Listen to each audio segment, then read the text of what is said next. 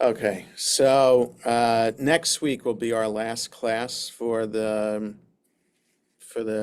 after Labor Day weekend, because the following Friday of Memorial Day weekend, I'm going to be up with Lenore up in Rhode Island. So we're leaving Thursday evening to go up to Rhode Island. So, so I won't be able to teach class from Rhode Island. Busy with my granddaughter. So next week will be the last one. So we're about to start chapter 10. It's a short chapter, and we'll start chapter 11 today. We're on 246. Baruch atah Adonai Eloheinu melech haolam, asher kidshanu b'mitzvotav v'tzivanu la'asok b'divrei Torah. So remember that the last chapter, very long chapter about the exploits of Yerubbaal, or the son of Avimelech, and his stepbrother Yotam, I think was his name, and how Avimelech was roundly defeated. All the wickedness of the men of Shechem did God requite upon their heads, and upon them came the curse of Yotam, the son of Yerubbaal. That's how chapter 9 ended. Okay, so things are in flux, a lot of mess. So now, chapter 10. Vayakom acharei Avimelech lehoshia et Yisrael, Tola ben Puah ben Dodo, ish Yisachar, Vehu Yoshev b'Shamir Bahar Ephraim. So after Avimelech arose to save Israel, Tola, the son of Puah, the son of Dodo, a man of Yisachar. I said Dodo with that emphasis on that syllable, just so that we don't read it the English way and think dodo. Okay, so Dodo is the Hebrew pronunciation of his name. So Tola, son of Puah, son of Dodo, a man of Yisachar, and he lived in Shamir on Mount in the hill country of Ephraim. Vayishpot et Yisrael esrim v'shalosh shana, vayamat vayikaver b'Shamir. And he judged Israel for 23 years, died, and was buried in Shamir. So it's interesting that the book of Judges mentions him, but perhaps something was lost in the oral tradition by the time it was written about what he did.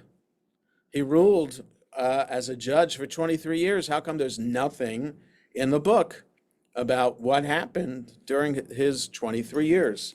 So let's look at the commentary on these two verses, and we'll look at ancient Israel. Below on 246, after. The word does no more than indicate sequence in time, and there is no need to infer with Kimchi that the implication is that Avimelech was also among those who saved Israel.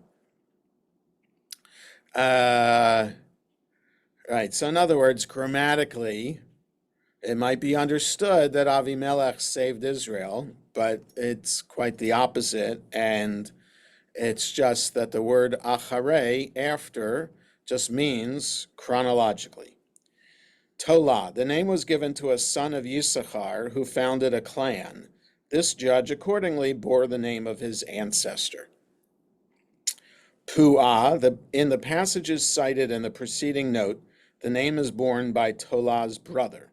It is to be inferred that Tola and Puah were common names in the families of Yisachar. Dodo, as a proper noun, it occurs in the Bible, in 2 Samuel, 1 Chronicles, and in the Amarna letters.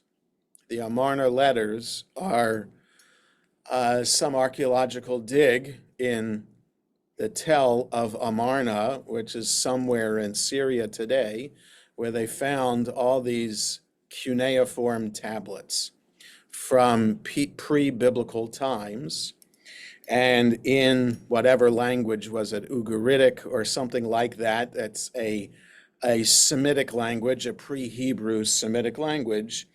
And what we learn from those letters, that's that as a takeaway for me is that a lot of the names in there, in those letters, are similar to biblical names. So some Bible scholars, in researching the El Amarna letters, can see proof that these names that we have in the Torah are not made up, but they're similar to names that came before. So, which, if you want to prove that everything that the Torah describes is real, then you have the Amarna letters to prove it. Doesn't really prove anything because the Amarna letters don't have the same stories that are in the Torah. But you have a name like Yaakabu, I'm kind of making it up, which sounds like Yaakov. Okay, so Yaakov could have existed as a person because the name existed at that time. Okay, so that's how what the Amarna letters are and how they are important to Torah scholars. Yes, Deborah. Well, Pua, is that a male? Is this a male? Because Pua and Shifra were the Right. Very good. Very good to remember that. But that Pua from Exodus, Shifra and Pua, who are the Hebrew midwives who defied Pharaoh's decree, that Pua is spelled with an ayin. This Pua is spelled with an aleph. So it's a totally different name, therefore, even though it sounds exactly the same. Also, let me just say that where the trup mark is, so I think in Exodus, the trup mark would be under the pu. So it'd be pu-ah. And here it's pu-ah. So that also makes it slightly different too, because of, but good connection there. But because of the aleph and the ayin, it is a different word. I have no idea what puah means in Exodus with an ayin. I have no idea what puah means with an aleph. All it says here that it could be a common name in the tribe of Yisachar. Dodo, yeah, yes, Bess. Talking about names, maybe you said it and I missed it. Jerubbaal. Yeah, That looks to Israeli, the Baal. right. What is the meaning of that? Yerubbaal fought against Baal. That's what it means. Okay, Dodo, as a proper noun, it occurs in the Bible and in the Amarna letters. The ancient versions render his uncle. The Vulgate, that's the Latin translation of the Bible, referring the pronoun to Avimelech. This is an error since Avimelech was of the tribe of Menashe. Okay, so in Hebrew, Dodo means his uncle. The O ending is the possessive. So Dod is Hebrew for uncle. So some might have said, oh, so then Tola, the son of Puah, this Ben Dodo would be the son of his uncle, would be the cousin. So Ben Dod in Hebrew is a cousin. So Tola, son of Puah, his cousin. Well, that doesn't really make sense.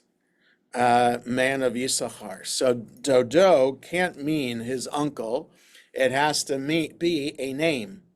It's just unusual because of how Hebrew works that Dodo would automatically be understood as his uncle. Okay, so that's why in the Latin, you have the Latin translation, you have perhaps whoever translated the Bible into Latin in the 300s, maybe the late 200s, whenever the Vulgate was first published, might not have understood the Hebrew quite so well.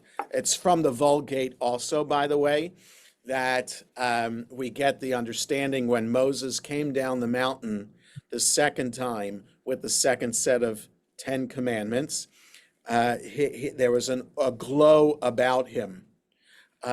Rays of light were emanating from his face. but the Vulgate says horns of light, because the word Keren is horn, but also ray. It makes sense from context, ray of light, not horn of light, but because the Vulgate translated it into Latin as horns of light, that's why Jews have horns. That anti-Semitic trope was developed because of how the Vulgate mistranslated the Bible. Okay. Jonah? Oh. Yes, Marlene. No, so I was going to say, going back to the names, so you said you want to be careful to say dodo as opposed to dodo, but today there's I guess a common Israeli name Dudu, which doesn't also translate too well here. That's right. That's right. Yes, but Dudu usually is a like Dudu Fisher, the Israeli who was in Les Mis, the cantor Dudu. It's usually a nickname for, but I don't know what it's a nickname for. I think it's a nickname for David. So David becomes Dudu. So right, but if somebody used that on the subway, it wouldn't sound great. Right. Bess. What about Dodi, my beloved? Yeah, that's relationship. Okay. So there, right. So that's another example. So Dodi is my beloved. So yes. So okay. So my knowledge of Hebrew is pretty good, but not on a level to explain why the word dode can mean beloved and can also mean uncle. I don't know. And aunt is doda. I don't know. I don't know how that develops and why the word for beloved would apply to an aunt and an uncle and not to your parents, right? So why is that relative related to the word for beloved, but not another relative be related to the word beloved? So I don't know how language develops and why that is. Okay, and the last thing, for the puah, like what Deborah was referring to. So I just Yes. looked it up in Exodus. So puah, and there it's definitely spelled the other one, but it's the end of a verse. So the accent mark was actually on the second syllable as well. Oh, it is on the second syllable too. Okay, so it is pronounced puah. Okay, but it is with an ayin. Okay. So one more comment here is on Shamir, not identical with the place of the same name in Joshua 15. Its location is uncertain, but it was probably the northeastern part of the highlands of Ephraim, not far from Jezreel. Okay, let's see what ancient Israel says about this. It's not much. On page 162. After Avimelech. This is merely an indication of chronology, since Avimelech was no rescuer of Israel. Tola, son of Puah, son of Dodo. The first 5 verses of this chapter are devoted to bare notices of 2 judges, Tola and Yair, with no accompanying narrative material. The number of years of their leadership, respectively 23 and 22, are not formulaic, which could conceivably mean that they record actual historical memory. Okay, so thank you for not elaborating, but maybe there's nothing to elaborate with. It's the same question I have. How is it that the editor of Judges knew about this, but they didn't know of anything that happened during their pretty long reign? 23 years. Let me, it might sound vain, but I'm rabbi of Sharei Tefillah for 30 years. So if somebody were to say, Jonah Lehman served as rabbi of Sharei Tefillah for 30 years, and then somebody else came to be the rabbi and served for so-and-so years, without saying what did Lehman do for 30 years. I think some of us might come up with 1 or 2 things that I might have done during my 30 years. So I don't want to come across as egotistical or vain. I'm just saying that what happened to Tola, to Tola during his 23 years, that it wasn't worth remembering. That's what I'm just saying. So for the average person who serves in some kind of leadership capacity, people remember something about them. Why don't they remember? Why doesn't the book of Judges remember anything about Tola? And then verse 3, Vayakom acharav Yair Hagil Adi, Vayishpot et Yisrael esrim ushtayim shana. And after him arose Yair the Gileadite, who judged Israel 22 years. But this is what we remember. Vayihilo shloshim banim, rochvim al shloshim ayarim, ushloshim ayarim lahem yikreu chavot Yair, ad hayom hazeh, asher be'eretz hagilad. Here's a tricky thing about the Hebrew. So he had Yair the Gileadite, who judged for 22 years. He had 30 sons who rode on 30 colts, but these are donkey colts. And they had 30 cities. Now, the word for donkey colt, or ass colt, if you want, in the English here, and the word for cities are exactly the same word. So there's nothing different grammatically about the vowels or any dots in any letters. So this is interesting to me, why one time it's translated as a donkey colt and another time it's translated as a city. And then, okay, so just we'll see how Alter translates it as 30 donkeys and 30 towns. Okay, so Jonah, I just, before go you ahead. get too far ahead, I just want to make a comment. You know, the thing about the 30 years, the 20 years, these are obviously times of peace. These are times when the people follow the Yes. rules, they follow Yes. the Lord's commandments. Okay, And it's only when things dissolve after, and that's sort of Understood. the interesting point. Understood. If you go a period and then they revert back to idolatry, and Get then it. things fall apart, and there's a war, and that's I get it. Yeah. But Barry, look what's described about Yair. They remembered that he had 30 sons. They don't even remember the children of Tola. Yeah. Was he married? Did he have kids? Where did it? All we know is that he lived and he was born and died in Shamir, and he judged for 23 years. That's Can all. you remember all the presidents' names who presided No, over I'm just peacetime? saying. But No, I mean, you know, we know Barry, Lincoln, I'm just we know pointing. I Grant. think it's unusual. I just think it's unusual. That's all. And those who care about the presidents of the United States.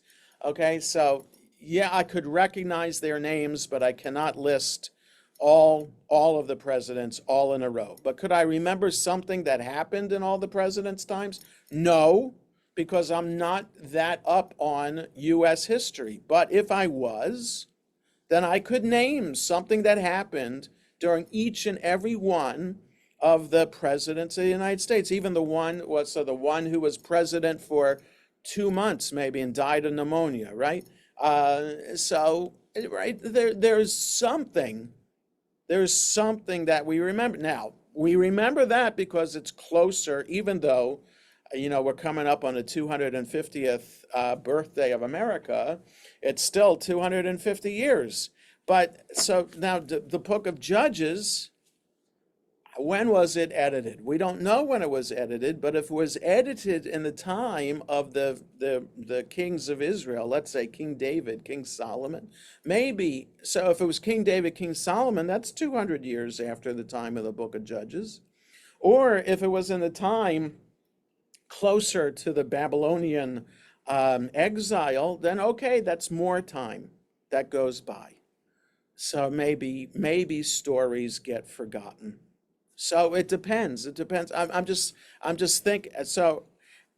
saying that I think that it is, why did the book of Judges even bother to put Tola here if they're just saying he was a judge for 23 years and he was born and died in Shamir, whereas Yair, that they remembered he had 30 sons who had 30 donkey colts, and they had 30 towns, and the 30 towns together consolidated were called Chavot Yair until this day in the land of Gilad.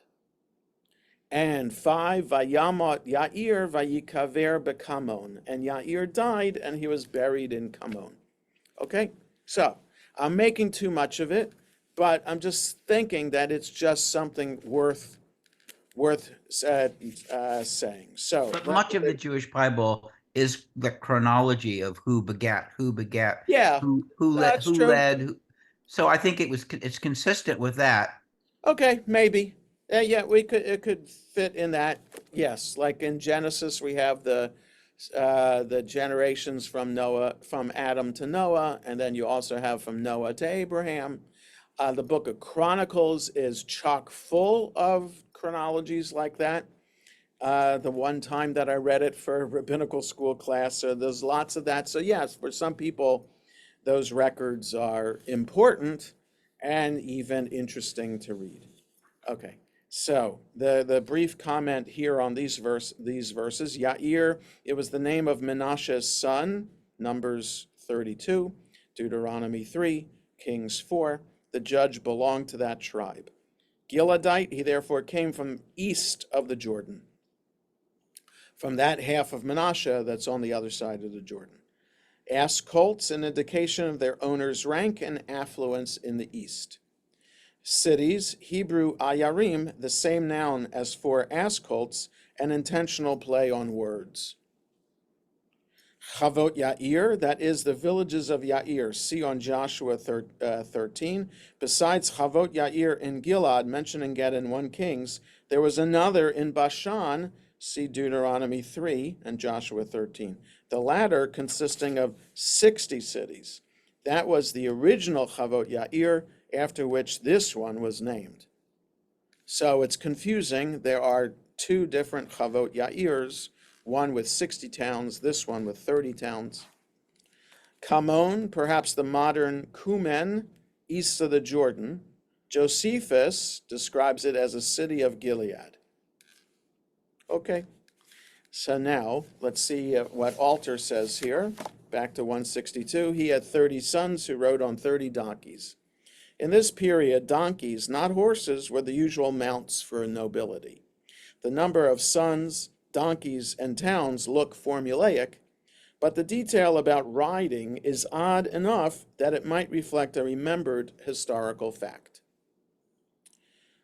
Okay, and that's all he says on this brief section that we read.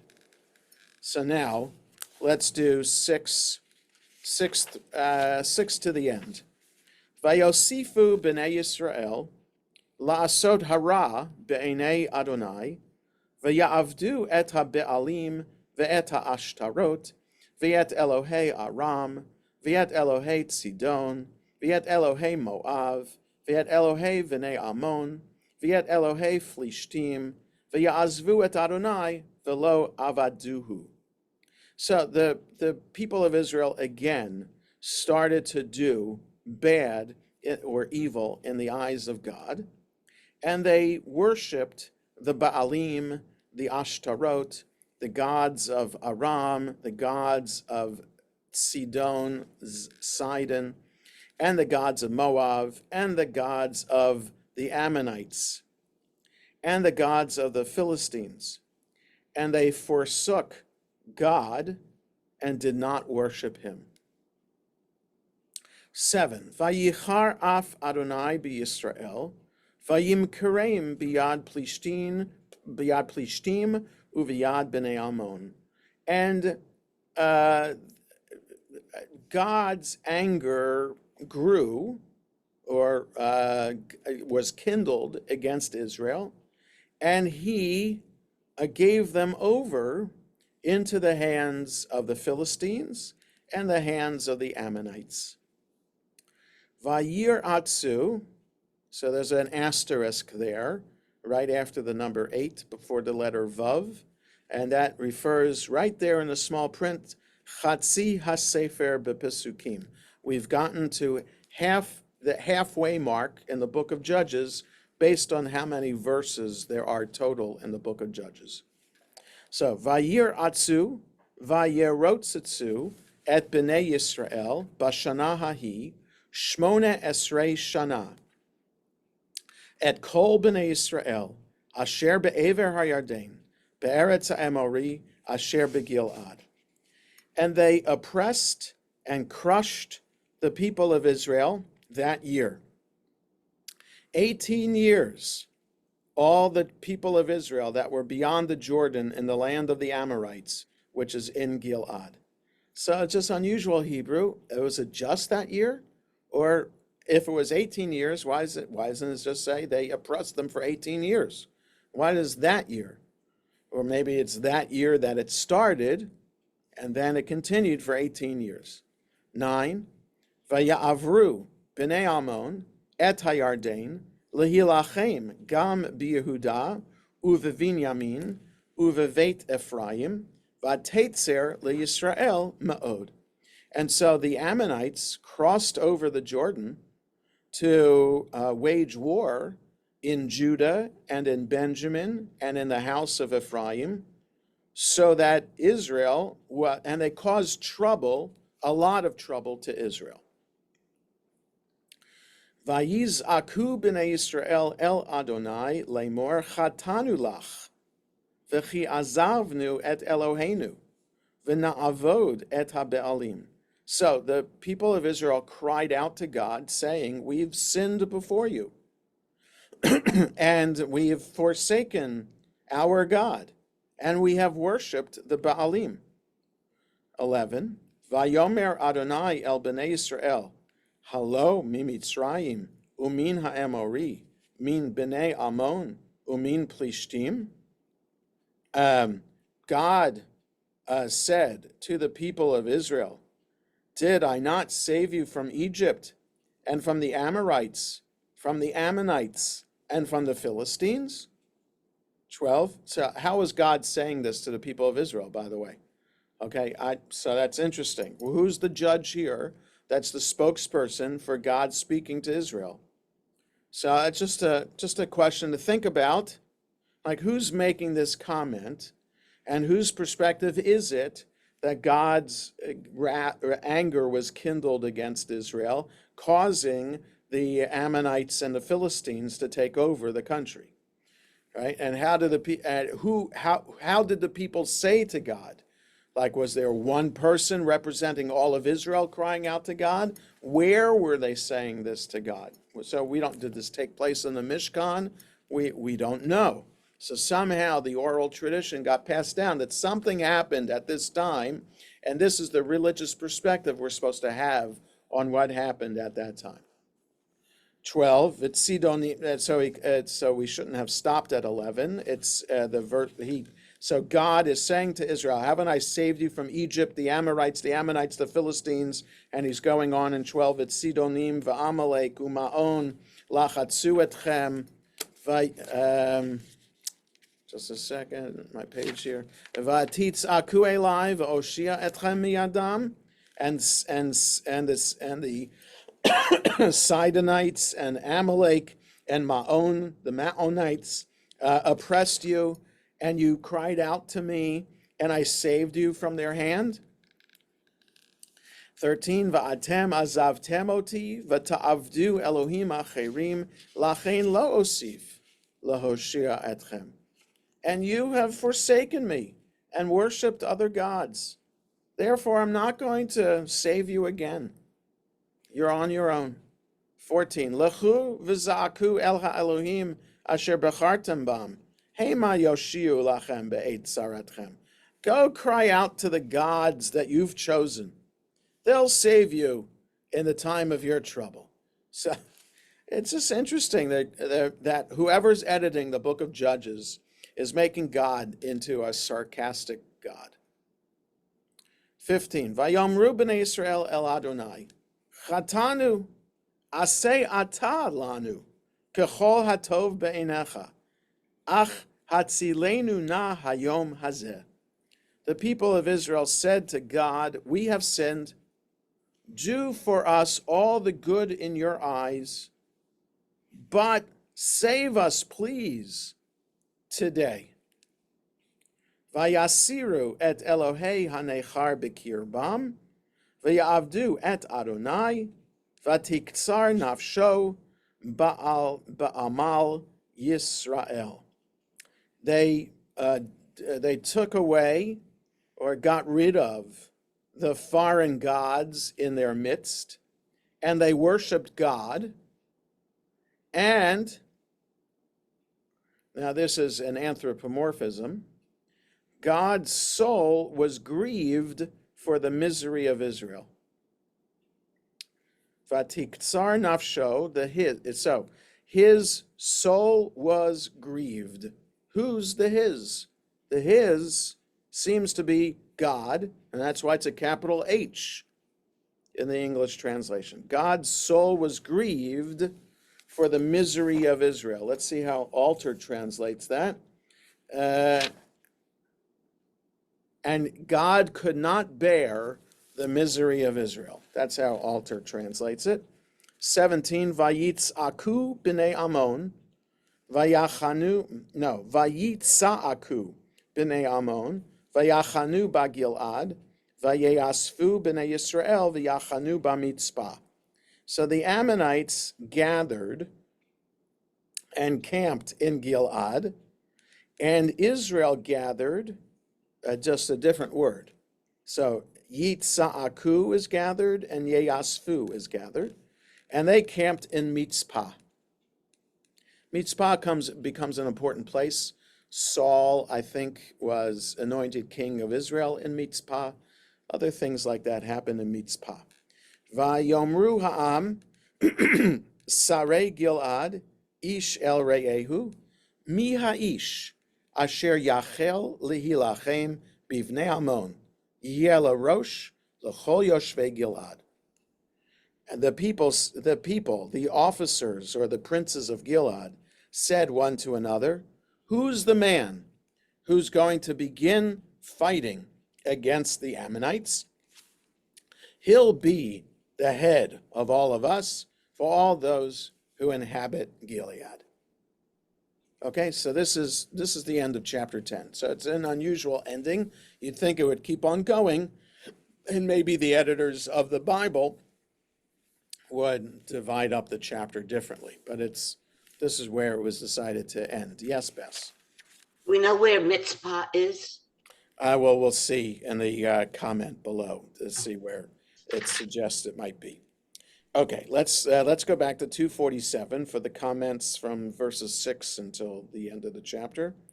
The broadening of their contact with the surrounding nations led the Israelites to adopt forms of worship practiced not only in the immediate neighborhood, but also in lands farther afield. Rashi points out that 7 types of idolatry are enumerated. Are they? I'm not sure what the 7 types are. Baalim, Ashtaroth, see on chapter 2. Gods of Aram, the best known were Hadad, Raman, and Attar. Gods of Zidon, that is of Phoenicia, their worship was later promoted by Ahab under the influence of Jezebel from 1 Kings. Gods of Moab, the chief of these was Chemosh. Gods of the children of Ammon, notably Molech. Gods of Philistines, for example, Dagon and Baal-zebub. Forsook, served him not. The apparent tautology signifies that the Israelites did not even serve God in conjunction with these idols. So sacrifices weren't happening anymore in the Mishkan, the Rashi and Kimchi are suggesting. Children of Ammon, theirs was formerly the land across the Jordan between the rivers Yabok and Arnon. They were forced eastwards by the Amorites, from whom in time the Israelites wrested the territory. See Judges 11, the next chapter. That year, that is, in which Yair died, in Rashi. The difficulty of the phrase that follows is overcome by some commentators by explaining the bet as equivalent to mem and rendering from that year. Yes, so that's what I was saying before when I was translating it. In that year, and then 18 years, they were at the mercy of the Philistines and the Ammonites. So just suggesting that Instead of that year, ba shana hahi, it should be me shana hahi, from that year on. Okay. That were beyond the Jordan, these Israelites bore the brunt of the oppression. The land of the Amorites, the territory of Sichon and Og, familiar to us from Numbers. The Ammonites seem to have followed the same route as that taken earlier by the Moabites, but penetrated deeper into the land of Israel. The Lord said, verse 11, the message was delivered by a prophet. See, this is how Kimchi answers that question. How do we know God said this? Okay, so Kimchi says there was a prophet, but still, who's the prophet? Save you. This is not in the text, but has to be inserted to complete the sentence. From the Egyptians, 7 deliverances are enumerated in this passage, corresponding to the 7 forms of idolatry they had worshipped. So there are 7 being saved from 7 different groups of people. Rashi says corresponds to the 7 sins that they perpetrated, but we're not sure what those 7 sins were. From the Amorites, above chapter 1. From the children of Ammon, they joined in the Moabite oppression, chapter 3. From the Philistines in the days of Shamgar, chapter 3.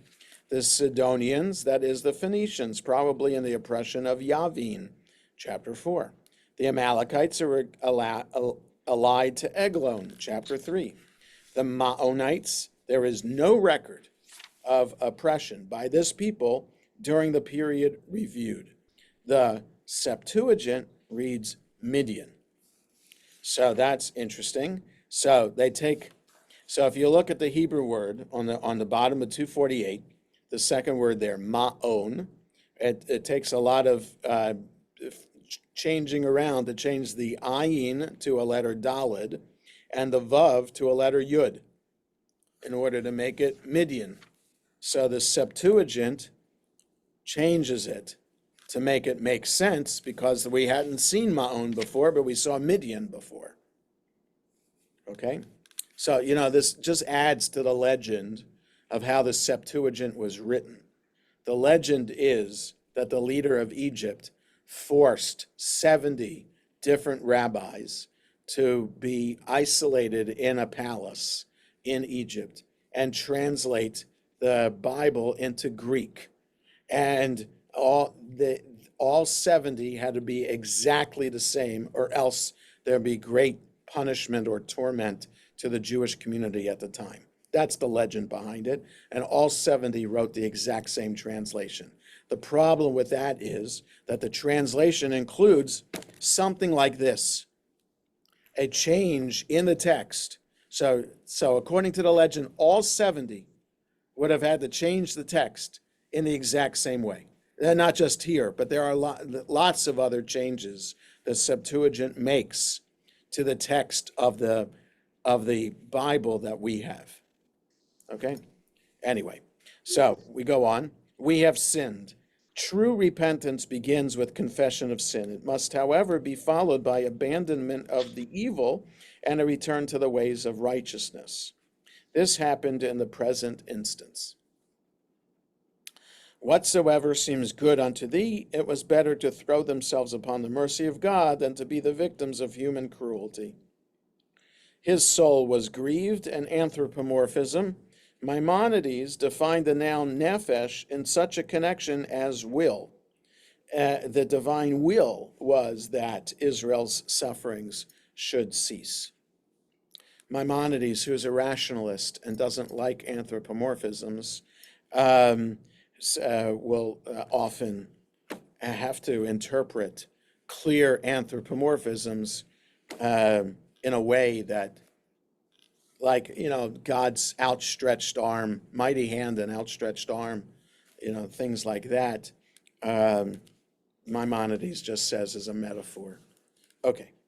We're gathered together, literally cried together, that is by means of a proclamation. They seem to have dispersed when they realized that an Israelite army had assembled at Mitzpah to offer resistance. Assembled, fortified by a feeling of divine protection. All they required now was a leader. the people, the princes. The construction is explained grammatically as restrictive apposition. What man is he, etc. The words form an introduction to the story of Yiftach, which follows. All right, so let's read Alter on this. So back to page 162, the last comment there. Serve the Baalim and the Ashtarot and the gods of Aram. The first two items are generic terms for pagan gods and goddesses, respectively.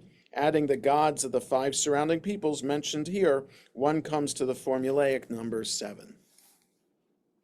To the Philistines and to the Ammonites, these are enemies to the southwest and to the northeast of the major concentration of Israelite population. In that year, 18 years. If the received text is correct, some manuscripts of the Septuagint do not show in that year. This would mean that the Philistines and the Ammonites battered Israel in direct assaults for a year and continued to dominate them for 18 years. So that's how he understands that.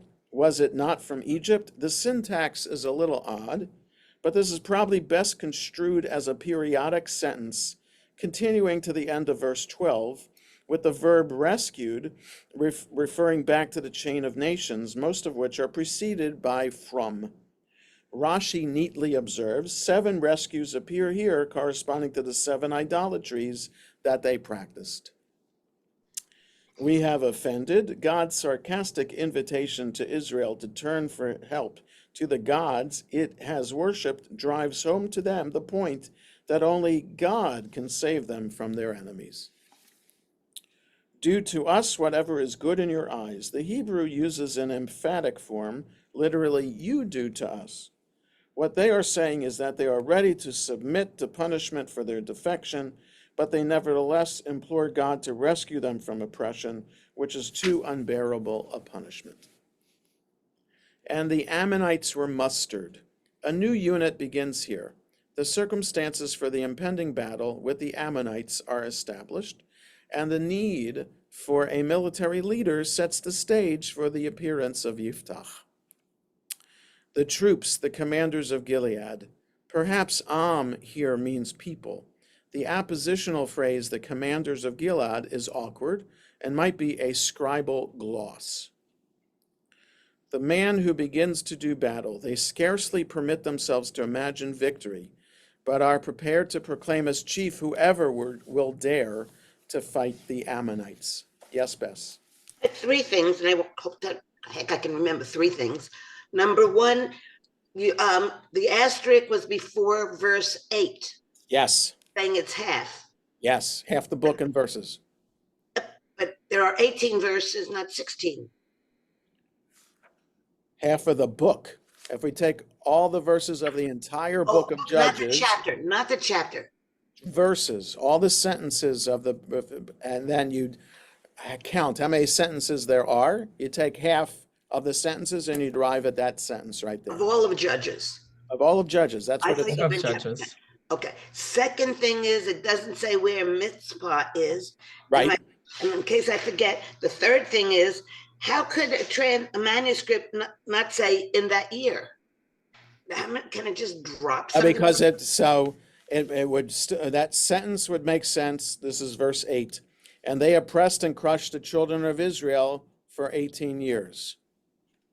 That's how the sentence would read. And it makes more sense than to say in that year for 18 years. Okay. It's just awkward phrasing. So where's Mitzpah? I don't know. I don't either. So, yeah, and Alter doesn't say anything about it either. I wonder if Asimov does. I'm Googling it. Mitzpah in Benjamin was a city of the tribe of Benjamin referred to in the Hebrew Bible. This is Wikipedia. So we don't know. There are 3 sites associated with Mitzpah, and we don't know which, but it's north of Jerusalem. 57. So that's according to Wikipedia, if you can believe it, which is, you don't know who writes the article. It could be 12 kilometers north of Jerusalem, or another place that's 8 kilometers northwest of the old city of Jerusalem, or Sha'afat, which is a village just northwest of Jerusalem. So, in other words, we have no idea. I'm just saying it is a major site in the Bible, not just here in Judges, but it appears later in the book of Samuel. Okay, so we're coming up on 10:20, so I'd like to say that we'll stop here and we'll start chapter 11 next time. I'm not sure we're going to get to be able to finish all of chapter 11 next time. It's an important story. It serves as a haftarah. There are 40 sentences in it. It serves, most of it serves as the haftarah for the portion Chukat, which references a battle with the Ammonites and which serves then as the impetus for this section to be chosen. So we'll see. It's an interesting story about Yiftach, a story about the son of a prostitute. So Yotam was the son of a concubine who becomes an important figure. Yiftach, the son of a prostitute, becomes an important figure too. So that's interesting also for the book of Judges. These people rise to prominence who might not be normally associated with prominence in society. Okay, so have a good rest of the day, everybody. Shabbat shalom, and see you all again next Friday. Except, Shalom. Shalom. Take care. Good Shabbos.